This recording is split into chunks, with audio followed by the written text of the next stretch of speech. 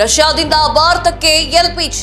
ಹೌದು, ಮಧ್ಯಪ್ರಾಚ್ಯ ಸಂಘರ್ಷದ ಹಿನ್ನೆಲೆಯಲ್ಲಿ ಭಾರತದಲ್ಲಿ ಎಲ್ಪಿಜಿ ಪೂರೈಕೆಯಲ್ಲಿ ವ್ಯತ್ಯಯವಾಗ್ತಾ ಇದ್ದು ದೈನಂದಿನ ಜೀವನದ ಮೇಲೆ ಪರಿಣಾಮ ಬೀರ್ತಾ ಇದೆ. ಹಾಗಾದ್ರೆ ಭಾರತ ಯಾವೆಲ್ಲ ಮೂಲದಿಂದ ಎಲ್ಪಿಜಿಯನ್ನ ಖರೀದಿ ಮಾಡಲಿಕ್ಕೆ ಪ್ರಯತ್ನ ಮಾಡ್ತಿದೆ ಅನ್ನೋದನ್ನ ಈ ವಿಡಿಯೋದಲ್ಲಿ ನೋಡ್ತಾ ಹೋಗೋಣ. ಹಾಯ್ ಹಲೋ ನಮಸ್ಕಾರ, ನಾನು ಕಾವ್ಯ ಹೆಗ್ಡೆ. ಒಂದು ವೇಳೆ ರಷ್ಯಾದಲ್ಲಿ ಲಭ್ಯವಿದ್ರೆ ಅಲ್ಲಿಗೂ ಕೂಡ ಹೋಗ್ತೇವೆ ಅಂತ ಹೇಳಿ ವಿದೇಶಾಂಗ ವ್ಯವಹಾರಗಳ ಸಚಿವಾಲಯ ಗುರುವಾರ ತಿಳಿಸಿದೆ. ನಾವು ಇಂಧನ ಖರೀದಿಗಾಗಿ ಹಲವು ಮೂಲಗಳನ್ನ ಬಯಸಿದ್ದೇವೆ, ಆ ಮೂಲಗಳು ನಮ್ಮ ಜೊತೆಗೆ ಇದ್ದಾವೆ ಎನ್ನುವಂತಹ ವಿಚಾರವನ್ನ ಅವರು ಸ್ಪಷ್ಟೀಕರಿಸಿದ್ದಾರೆ.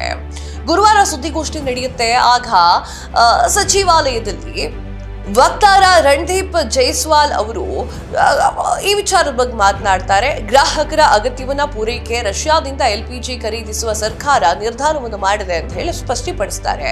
ನಾವು ಎಲ್ಲೆಲ್ಲಿ ಲಭ್ಯವಿರುತ್ತೋ ಅಲ್ಲಿಂದ ಎಲ್ಪಿಜಿ ಖರೀದಿಸಲು ಪ್ರಯತ್ನ ಮಾಡ್ತೇವೆ. ಒಂದು ವೇಳೆ ರಷ್ಯಾದಲ್ಲಿ ಲಭ್ಯವಿದ್ರೆ ನಾವು ಅಲ್ಲಿಗೂ ಹೋಗಿ ಖರೀದಿಯನ್ನ ಮಾಡ್ತೇವೆ. ಯಾಕಂತಂದ್ರೆ ಜಗತ್ತಿನಲ್ಲಿ ಈ ರೀತಿಯಾಗಿ ಸಮಸ್ಯೆಗಳು ಬರ್ತಾ ಇದೆ, ಅದನ್ನ ಭಾರತದಲ್ಲೂ ಕೂಡ ಇದೆ. ಅದನ್ನ ಸರಿಯಾಗಿ ರೀತಿಯಲ್ಲಿ ಜನರನ್ನ ಮ್ಯಾನೇಜ್ ಮಾಡಬೇಕು ಆ ಒಂದು ಕಾರಣಕ್ಕೆ ಅಂತ ಹೇಳಿದ್ದಾರೆ.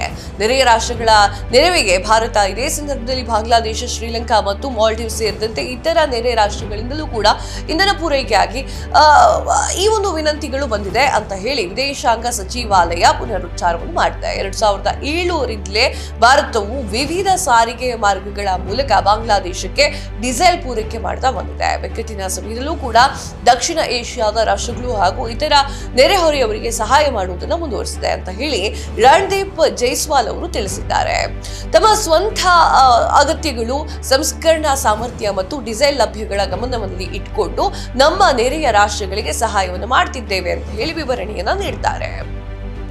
ಜಾಗತಿಕ ಇಂಧನ ಪೂರೈಕೆ ವ್ಯತ್ಯಯ, ಡೀಸೆಲ್ ಮತ್ತು ಇರಾನ್ ನಡುವೆ ಹೆಚ್ಚುತ್ತಿರುವಂತಹ ಉದ್ವಿಗ್ನತೆ ಜಾಗತಿಕ ಇಂಧನದ ಪೂರೈಕೆಯ ಮೇಲೆ ಗಂಭೀರ ಪರಿಣಾಮವನ್ನು ಬೀರಿದೆ.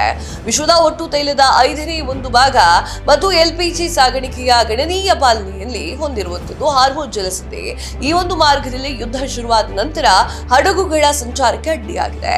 ಈ ಕಾರಣದಿಂದಾಗಿ ಭಾರತಕ್ಕೆ ಬರುವಂತಹ ಪೂರೈಕೆಯಲ್ಲಿ ವ್ಯತ್ಯಯ ಉಂಟಾಗಿದೆ, ಆತಂಕ ಎದುರಾಗಿಸುವಂತೆ ಮಾಡಿದೆ. ಸಾರ್ವಜನಿಕರಿಗೆ ಮನವಿಯನ್ನ ಕೂಡ ಮಾಡಿದ್ದಾರೆ. ಈ ಪರಿಸ್ಥಿತಿಯನ್ನು ನಿಭಾಯಿಸಬೇಕು, ಸರ್ಕಾರ ನಿಮ್ ಜೊತೆಗಿದೆ ಅಂತ ಹೇಳಿದ್ದಾರೆ.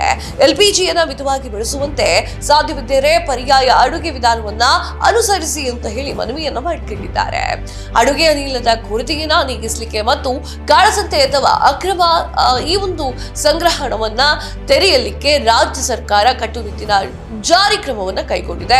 ಗೋದಾಮುಗಳ ಮೇಲೆ ದಾಳಿಯನ್ನ ಮಾಡ್ತಾ ಇರುವಂತದ್ದು, ಹೋಟೆಲ್, ರೆಸ್ಟೋರೆಂಟ್ಗಳ ವಾಣಿಜ್ಯ ವಲಯದಲ್ಲಿ ಎಲ್ಪಿಜಿ ಒತ್ತಡ ಕಡಿಮೆ ಮಾಡಲಿಕ್ಕೆ ಸೀಮೆಎಣ್ಣೆ, ಸೌದೆ ಮತ್ತು ಕಲ್ಲಿದ್ದಲಿನಂತಹ ಪರ್ಯಾಯ ಇಂಧನವನ್ನ ಬಳಸಲಿಕ್ಕೆ ಒಂದ್ ಸ್ವಲ್ಪ ಪ್ರಚೋದನೆಯನ್ನ ನೀಡ್ತಾ ಇದೆ.